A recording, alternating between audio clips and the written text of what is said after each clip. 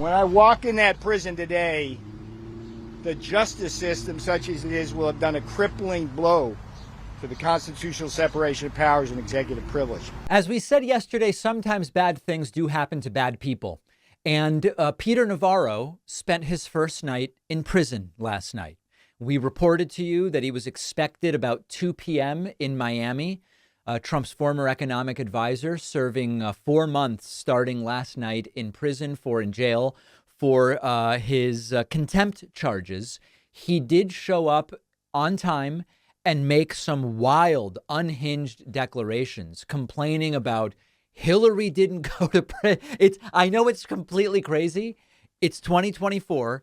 They're still living in 2015, 2016. It's still about Hillary's emails somehow. Peter Navarro saying it's all unfair and Hillary didn't go to prison and all of this different stuff. Let's listen to a little bit of this tirade and microphones waiting for Peter Navarro, who I hope his first night in prison was good, genuinely. Let's listen. There were more FBI informants up on Capitol Hill that day, possibly instigating that crowd, than the FBI itself could keep track of. There were stories about it. I love the screaming of how you're lying. I love that it's atmospheric in the background. Why did Nancy Pelosi not provide more Capitol Hill police? Why did Mark Esper, the Secretary of Defense, have the National Guard so far away? I'm pretty sure Esper was fired months before January 6th by Trump, so I don't even know how Mark Esper could have done anything on January 6th. And as for the destruction of evidence, sir, look, the things they are doing, Hillary Clinton, like cleansing her, I mean, there's so many things these Democrats have done that would actually justify prison. You juxtapose that with me. All I've done is my duty. All I have done. There's something incredibly, I don't want to call it ironic. I don't want to take pleasure by calling it satisfying. I don't know what the word is. Maybe you can help me with the right word.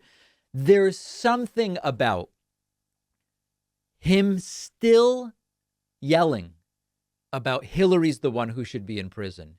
Hillary's emails, quite literally, as he is showing up for his 4-month jail sentence. There's really something about that I can't quite put the right vocabulary on.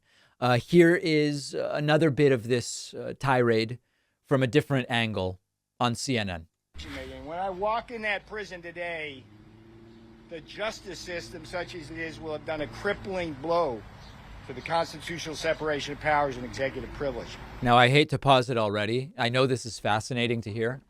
He is convinced that somehow his case and his 4-month jail sentence are going to completely upend constitutional law and separation of powers. And it's almost like he thinks this is going to be the seminal case in history books about separation of powers. I hate to break it to him. It's not going to be. The second and related story has to do with the emergence of lawfare and the partisan weaponization of our justice system. Sure.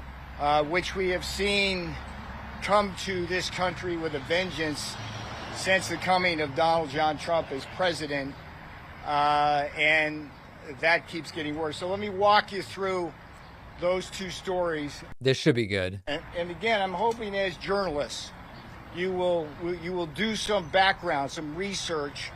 I'm asking you to fact check everything I say today, and write the bigger stories here, which I think are the important ones. So let's talk about some facts here. I am the first senior White House advisor in the history of our republic that has ever been charged with this alleged crime.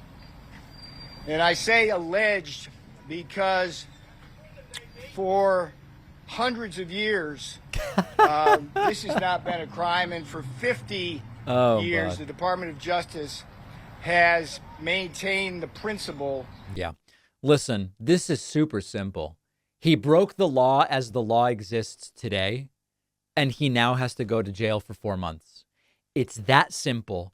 And this part of the speech was so whacked out that even Fox News cut away and fact checked it. Let's talk about that next.